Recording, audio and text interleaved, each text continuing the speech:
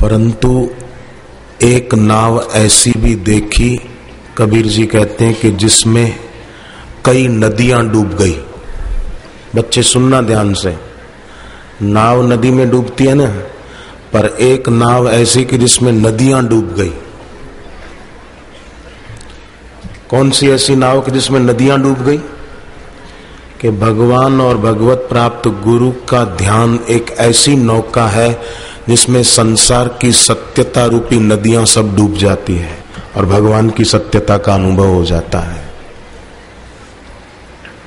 कैसी अटपटी बात बताते हैं और कैसे सुंदर ढंग से बताते हैं कि आदमी सोचने पर मजबूर हो जाए कि ये क्या।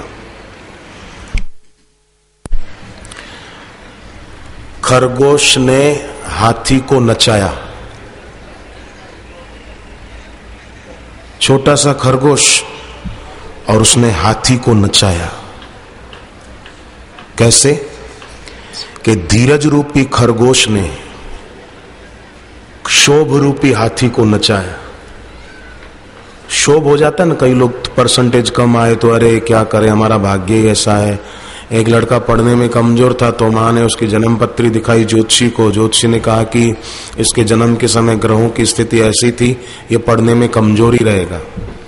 पर मां धैर्यवान थी, मां धैर्यवान थी और भक्ति वाली थी। तो बेटे को कहा, बेटे चिंता मत कर, अभी तुझे असफलता मिल रही है उसका मतलब ये नहीं कि हमेशा असफलता मिलेगी। चल मैं तुझे बापूजी से दीक्षा दिलाऊं। मां ने बेटे को दीक्षा दिला दी। मां वही सच्ची मां है जो बेटे बेटी को ईश्वर की ओर ले चले, और बेटे बेटी भी वो बुद्धिमान है कि जो माता पिता का, ऐसे देवतुल्य मां बाप का कहना माने। ऐसा नहीं कि उनका तिरस्कार कर दे, मां बाप के सामने जुबान चलाए, मां बाप का अपमान कर दे, ऐसा न हो। वो बेटे ने भी दीक्षा ली और उसको भी था कि नहीं मैं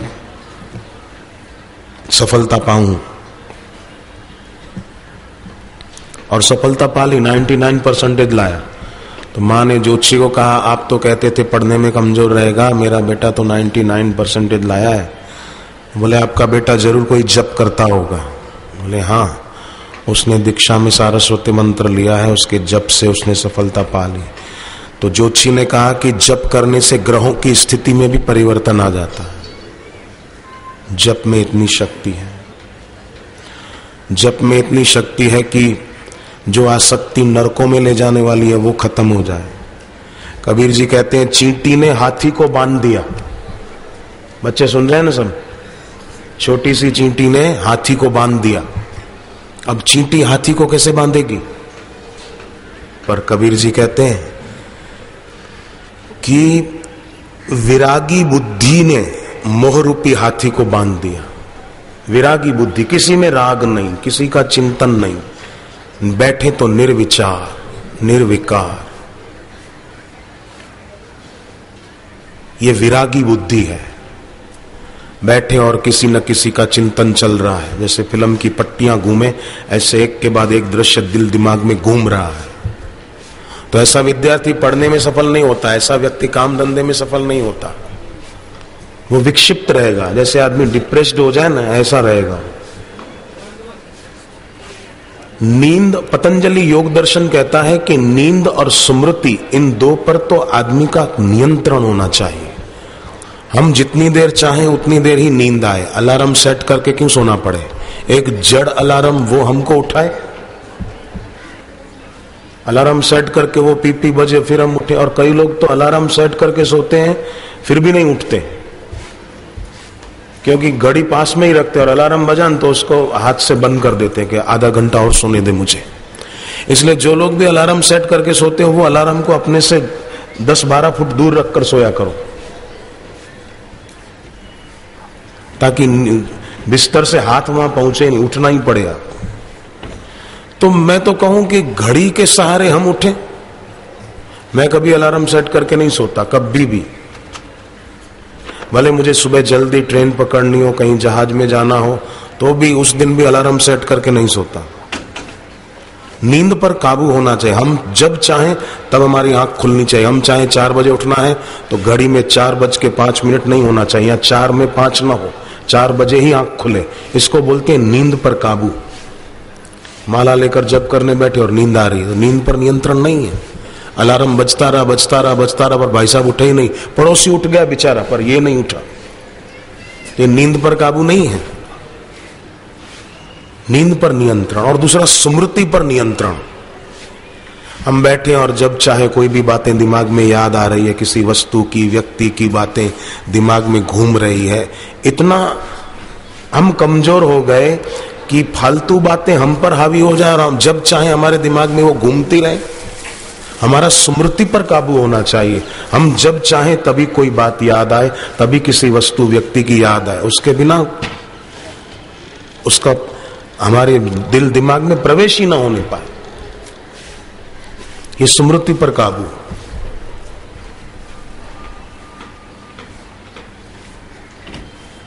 ईश्वर और गुरु के सिवाय हम सब पर, चाहे विद्यार्थी भाई हो, बहनें हो, चाहे बड़े लोग हो, सब ईश्वर और गुरु के सिवाय हमारे पर किसी का प्रभाव पड़ना ही नहीं चाहिए। अगर हम पर किसी का प्रभाव पड़ता है ना, समझो हमारी बुद्धि कमजोर है, तभी हम जिससे भी प्रभावित हो जाते हैं। अहंकारी भी न हो और किसी का प्रभाव भी हम पर न पड़े। किसी का अच्छा ड्रेस देखा बोले ऐसा हमारे पास भी हो, किसी की अच्छी कार देखी बोले ऐसी कार हमारे पास भी हो, किसी का अच्छा मकान देखा बोले ऐसा मकान हमारा भी हो, तो प्रभाव पड़ता है ना। प्रभाव पड़ता है तो समझो अभी बुद्धि कमजोर है, किसी का प्रभाव न पड़े। चींटी ने हाथी को बांध दिया, विरागी बुद्धि ने मोह रूपी हाथी को बांध दिया। अब और किसी का चिंतन नहीं चलता, आसक्ति नष्ट हुई, दिखावे का भाव नष्ट हो गया। कबीर जी कहते हैं मछली, पानी में रहने वाली मछली ने लात मार के बगुले को गिरा दिया। बगुला होता है ना बच्चों, बगुला होता है नदी किनारे, सरोवर के तालाब के किनारे खड़ा रहता है मछलियां पकड़ने के लिए, मछली को मार के खा जाता है। पर कबीर जी कहते हैं मछली ने क्या किया, मछली ने बगुले को लात मार दी, गिरा दिया उसको। मतलब आत्म जागृति वाली बुद्धि ने दंभ वृत्ति रूपी बगुले को मार भगाया। दंभ वृत्ति, दिखावा, किसी को प्रभावित करने का भाव कि कोई मुझे देखे तो इम्प्रेस हो जाए, कोई मुझे सुने तो इम्प्रेस हो जाए, कोई मेरा गाना गीत सुने, भजन सुने तो इम्प्रेस हो जाए।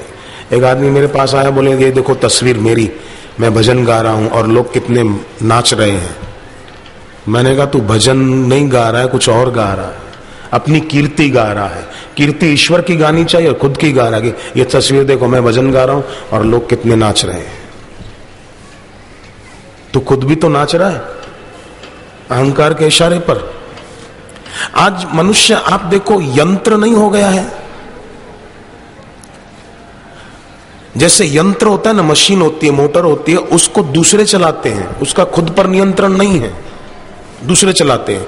ऐसे इंसान यंत्र की तरह हो गया। कभी उसको क्रोध चला रहा है, कभी उसको ईर्ष्या चला रही है, कभी उसको काम विकार चला रहा है, कभी उसको लोभ चला रहा है, कभी उसको मोह चला रहा है। कितना यंत्र की तरह हो गया आदमी। तो दूसरा हमें क्यों चलाए? क्रोध और लोभ हमको क्यों चलाए? हमारा उन पर नियंत्रण हो, उनका हमारे पर नियंत्रण क्यों हो?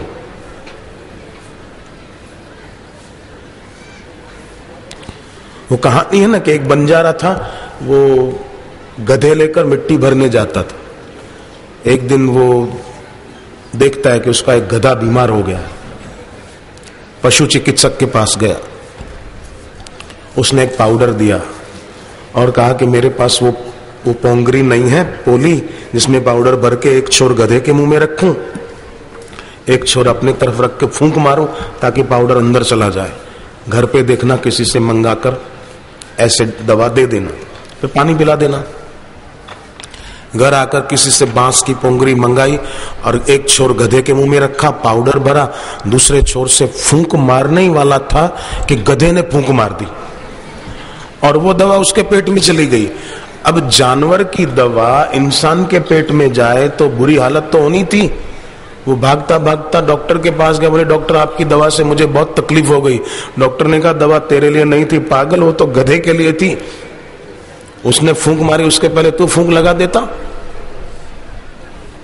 तो पाशवी वृत्तियां इंसान को चलाए, क्रोध इंसान को चलाए, ईर्ष्या इंसान को चलाए, तो वो तो यंत्र हो गया ना। और चला रहे हैं क्यों?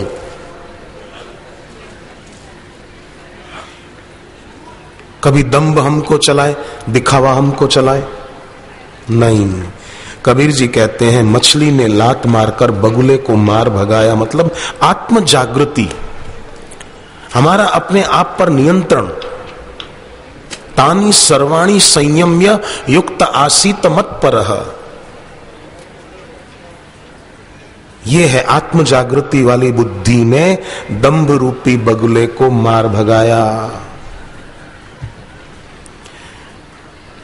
बिंदु ने सिंधु को डुबाया, बूंद, एक बूंद पानी ने पूरे सागर को डुबा दिया।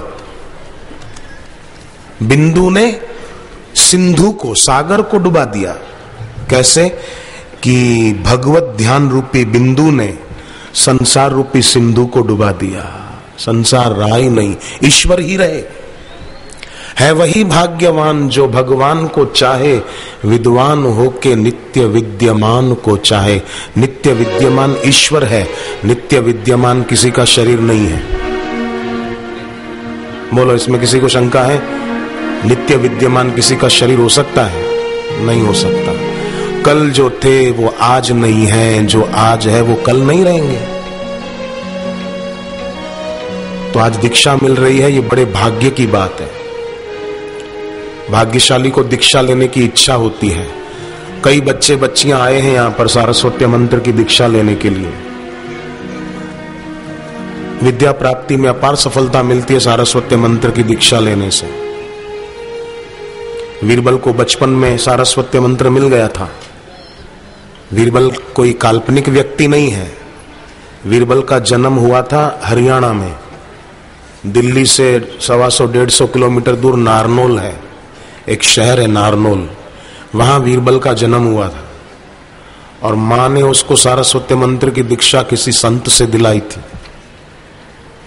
और वीरबल जप करते थे और इतने बुद्धिमान हुए कि अकबर की सभा में हमेशा सम्मानित होते थे। अपमान करने की सोचने वाले खुद अपमानित हो जाते थे। एक बार तो अकबर ने वीरबल को कहा कि मैं तुम्हारे पिताजी से मिलना चाहता हूं। वीरबल ने कहा मेरे पिताजी अब बूढ़े हो गए, ज्यादा चल फिर नहीं सकते, इसलिए मैं उनको तकलीफ नहीं देना चाहता हूं। अकबर ने कहा नहीं, मुझे तुम्हारे पिताजी से मिलना है। वीरबल ने कहा ठीक है, मैं कल व्यवस्था करता हूं, पिताजी को मनाता हूं। वीरबल ने घर आकर पिताजी को कहा कि अकबर आपसे कुछ भी पूछे ना, उसने आपको तो कभी देखा नहीं है, आपसे कुछ भी पूछे आप कुछ बोलना ही नहीं, आप चुप रहना। ठीक है।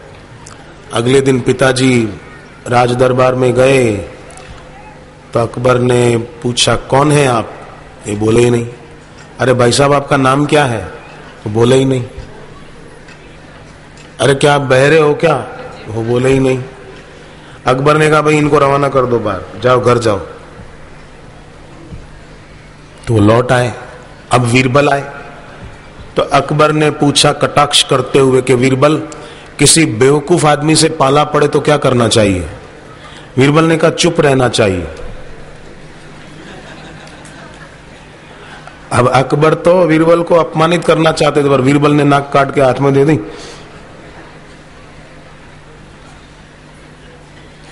तो सारस्वत मंत्र के जप का प्रताप। विद्या की देवी है भगवती सरस्वती। मां सरस्वती के नाम का मंत्र गुरुदेव से आज यहाँ विद्यार्थी भाई बहनों को मिलेगा। शरीर के जन्मदिन की अपेक्षा दीक्षा का दिन बड़ा महत्वपूर्ण होता है। जिस दिन गुरु से दीक्षा मिले, स्वामी विवेकानंद के गुरुदेव रामकृष्ण परमहंस कहते थे दीक्षा का दिन बड़ा महत्वपूर्ण होता है। वो हमेशा याद रखना चाहिए कि मुझे कौन से दिन दीक्षा मिली थी, और हर वर्ष उस दीक्षा दिवस को मनाना चाहिए। लोग जन्मदिन मनाते हैं, जन्मदिन क्या मनाना? जन्मदिन क्या है? मृत्यु का आगमन दिन ही तो है, और क्या है? आप एक बात बताओ, बच्चे ध्यान से सुन रहे हैं ना? हाँ, ध्यान से सुनना। आप एक बात बताओ कि 100 रुपया हो आपकी जेब में, उसमें से 80 रुपया खर्च हो जाए तो क्या ये खुशी मनाने की बात है क्या? नाचेंगे क्या? मेरे 80 रुपये खर्च हो गए, मजा आ गया, अब तो खाली मेरे पास 20 रुपए ही बचे। बताओ कोई खुश होगा?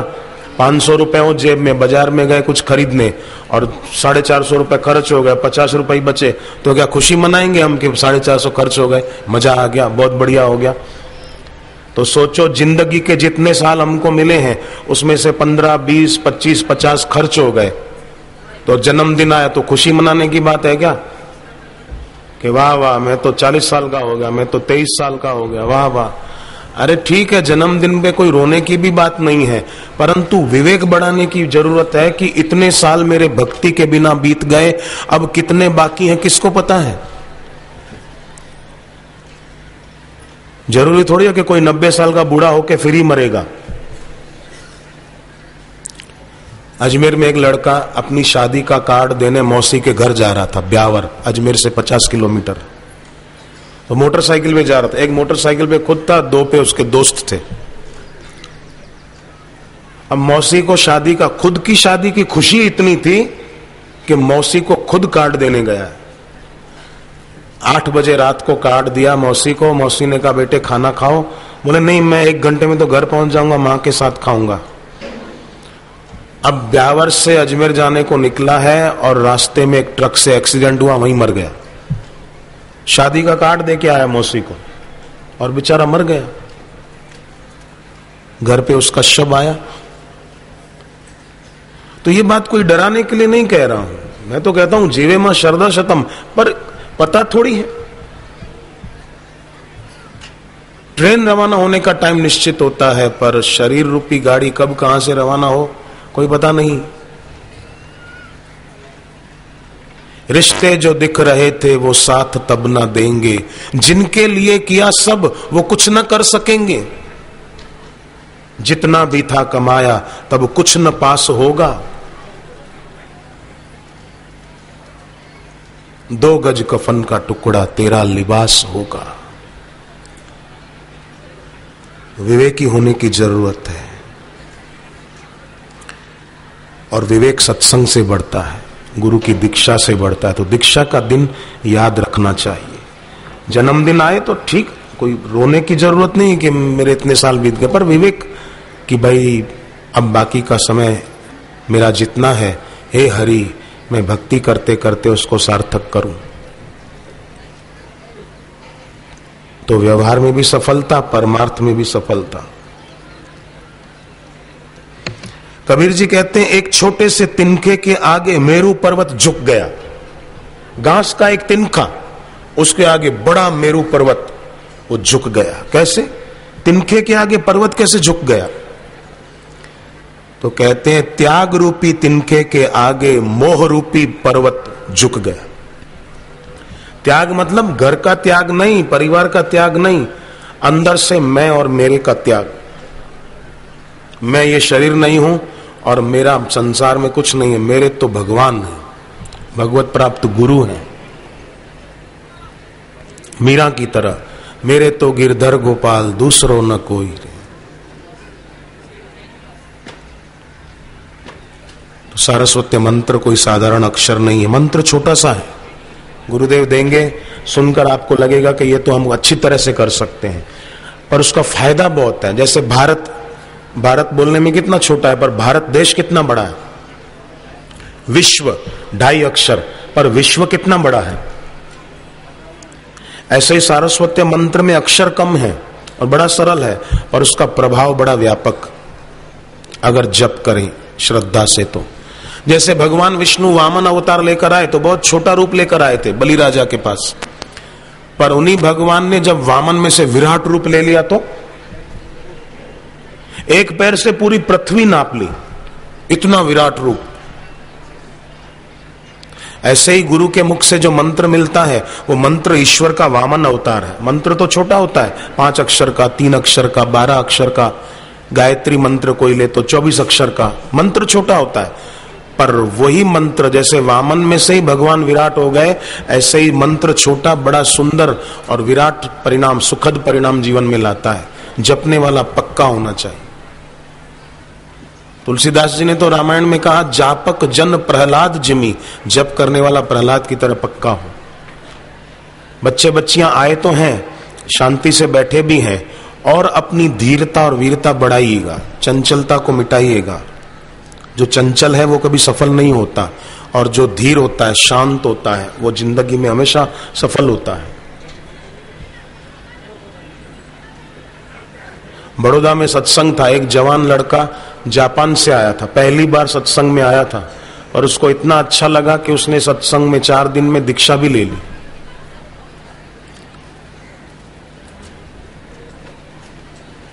ईश्वर की कृपा जिन पर होती है ना, वे ही दीक्षा के लिए पहुंच पाते हैं, ईश्वर का नाम दीक्षा में लेने के लिए सत्संग में आ पाते हैं।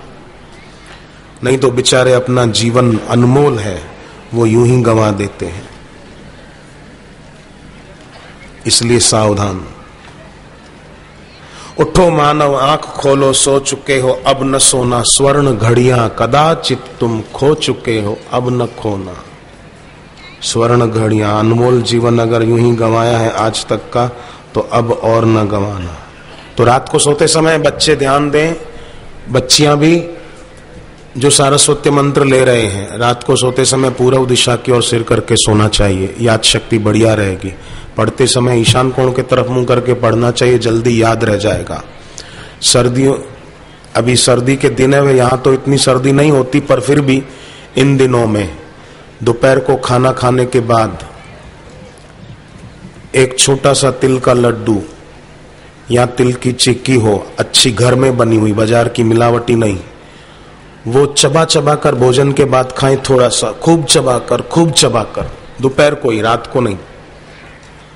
तो उससे भी याद शक्ति बढ़ाने में मदद मिलती है। और जिनको बचपन में ही या जवानी में चश्मा पहनना पड़ता है, आंखों की रोशनी कमजोर है, तो वो लोग लाल गाजर का रस सुबह 1 कप पिया करें, आंखों की रोशनी बढ़िया होने लगेगी, चश्मे का नंबर धीरे धीरे कम होता जाएगा। हरा धनिया और पुदीना, उसका थोड़ा रस बनाकर पी ले, थोड़ा सा ही, आंखों की रोशनी बढ़िया होगी।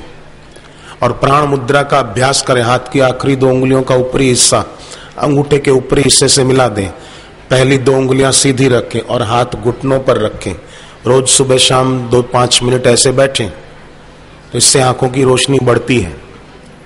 प्राण मुद्रा, हाथ की आखिरी 2 उंगलियां अंगूठे के ऊपरी हिस्से से मिला दी और पहली 2 उंगलियां सीधी, आंखों की रोशनी बढ़ाने के लिए बहुत अच्छा प्रयोग है ये। और जिनको सिर दर्द होता हो पढ़ाई के दिनों में, परीक्षा है और पढ़ाई खूब करनी है, पर सिर में दर्द होता है, तो एलोपैथी की गोलियां नहीं खानी चाहिए, उससे नुकसान होता है। हाथ की पहली उंगली अंगूठे के ऊपरी हिस्से से लगा दी, दबा दी, 3 उंगलियां सीधी। हमारे मस्तिष्क से जुड़ी हुई पिट्यूटरी ग्रंथि का एक्यूप्रेशर पॉइंट अंगूठे के ऊपरी हिस्से पर है। पहली उंगली से उसको हम दबा दें और 3 उंगलियां सीधी रखें, हाथ घुटनों पर, तो इससे पिट्यूटरी ग्रंथि कार्यान्वित होती है, याद शक्ति बढ़ती है, सिर दर्द आदि की तकलीफ हो तो मिट जाती है। सरल है, कर सकते हैं, इसमें मेहनत क्या है। सुबह शाम 2-5 मिनट कर लें। और लाल गाजर का रस भी पी सकते हैं। जिनको नींद ज्यादा आती है, समझो पढ़ाई करनी है और नींद आ रही है, चाहते नहीं है कि सो जाए, पढ़ना है, तो रात को भी अगर पढ़ना पड़े ना, परीक्षा के दिनों में कई बच्चे पढ़ते हैं, तो मेरा कोई विरोध नहीं है। वैसे तो रात को जल्दी सोकर सुबह जल्दी उठकर पढ़ना चाहिए, पर फिर भी अगर कोई रात को पढ़ते हो तो मैं कभी किसी पर दबाव डालता ही नहीं हूं कि ये करना ही पड़ेगा। अरे सहज जीवन जियो ना। कल एक महात्मा को कोई पत्रकार होगा, कोई इलेक्ट्रॉनिक मीडिया वाला होगा, जो भी पूछ रहा था कि महाराज जी नए साल के लिए आप क्या संदेश देना चाहेंगे। महाराज ने कहा मैं नया साल मानता ही नहीं हूं, कोई संदेश देना ही नहीं। लो,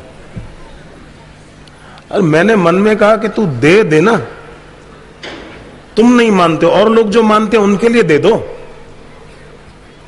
हृदय बड़ा रखें, हर बात में संघर्ष करना, झगड़ेबाजी करना, हम नहीं मानते तुम नहीं मानते, तो ईसाई लोग तो मानते हैं ना, ईसाइयों का तो नया वर्ष है, क्रिश्चियों का नवा वर्ष है, वो मानते हैं, तो उनके लिए दे दो कि जो नया साल मानते हैं हम उनके लिए संदेश देते हैं कि ये 12 महीने अगर आपके बढ़िया बनाने हो तो भगवान गणपति जी के 12 नामों का उच्चारण कीजिए, आपके 12 महीने बढ़िया जाएंगे। इतना ही बोलना था बस।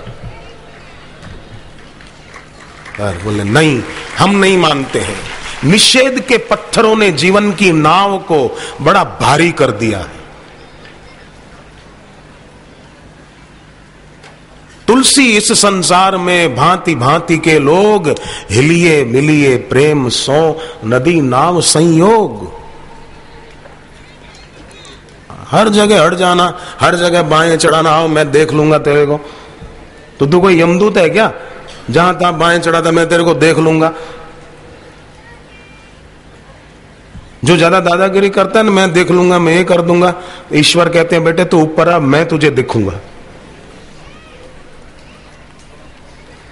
आया बड़ा, जहां तहां हट जाएगा, मैं तेरे को देख लूंगा, मैं तेरे को देख लूंगा। दो आदमी लड़ रहे थे, एक कह रहा था क्या समझता है रे, 32 तोड़ दूंगा एक पड़ेगी तो। दूसरा बोला तू क्या समझता है, एक दूंगा 64 बार आ जाएंगे। तो तीसरा आदमी बोलता है कि मुंह में दांत तो 32 होते हैं भाई साहब, आप जरा बोलने में गोता खा गए। मुंह में दांत तो 32 होते हैं, 64 कैसे तोड़ोगे? तो उसको लगा कि या बोलने में भूल तो कर गया, पर भूल कबूल नहीं की। उसने उस पर ही हावी होते हुए कहा कि मुझे पता था तू बीच में बोलेगा, इसलिए 32 तेरे भी गिन लिए थे। मुझे पता था तू बोलेगा ही। ऐसे लोग होते हैं, जहां तहां अड़ जाते हैं, भिड़ जाते हैं।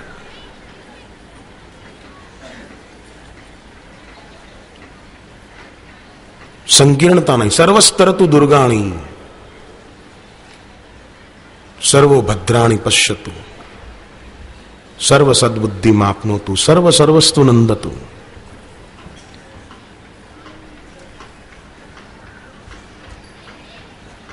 तो ये मुद्राएं जो हैं उनका फायदा उठाएं। समझो रात को पढ़ना पड़ता है और नींद आ रही है, तो दूध ले लो 1 कप या 1 गिलास, जितना आप पी सकते हो, और 2-3 खारेक ले लो। खारेक समझते, छुआरे ड्राई फ्रूट में आती खारेक, 2 या 3 ले लो बस। पानी से उसको धो लो अच्छे से, फिर वो टुकड़ा चबाओ और गर्म दूध पियो। टुकड़ा चबाओ अच्छे से और दूध पियो। 1 टुकड़ा चबाया, 1 घूंट दूध पिया। ये अगर करेंगे तो नींद पर काबू आ जाएगा। ज्यादा नींद आती तो नहीं आएगी, अच्छी तरह पढ़ाई होगी, पढ़ा हुआ याद भी अच्छे से रहेगा, याद शक्ति भी बढ़िया, और सफल हो जाएंगे। और जब परीक्षा दे रहे हो तब कई बार बच्चों को प्रश्न पेपर देखकर घबराहट हो जाती कि अरे क्या होगा क्या होगा, घबरा जाते हैं। तो घबराहट में घर से जो पढ़ के आए थे वो भूल जाते हैं, और बेचारों का पेपर अच्छा नहीं जाता, और रिजल्ट अच्छा ना आने पर बच्चों को दुख होता है, होगा। तो उस समय घबराहट न हो और हम जो घर से याद करके आए वो भूल न जाए, उसके लिए जीभ को तालू में लगा दे। पेपर देने बैठे हो ना, पहले पेपर को देखो और जीभ को तालू में लगाकर पेपर देख लो कौन कौन से प्रश्न है, क्या है, और घबराना नहीं। मन में भगवान का नाम, सारस्वती मंत्र का जप, अपने गुरु का सुमिरन, और शुरुआत करें, फिर देखो सफलता कैसे मिलती, सारा पेपर बढ़िया जाए। और हर विद्यार्थी को अपनी हैंड राइटिंग बढ़िया रखनी चाहिए और लिखने की स्पीड बढ़ानी चाहिए। स्पीड भी बढ़िया हो लिखने की और हैंड राइटिंग भी बढ़िया हो, वो विद्यार्थी बहुत अच्छी तरह सफल होता है।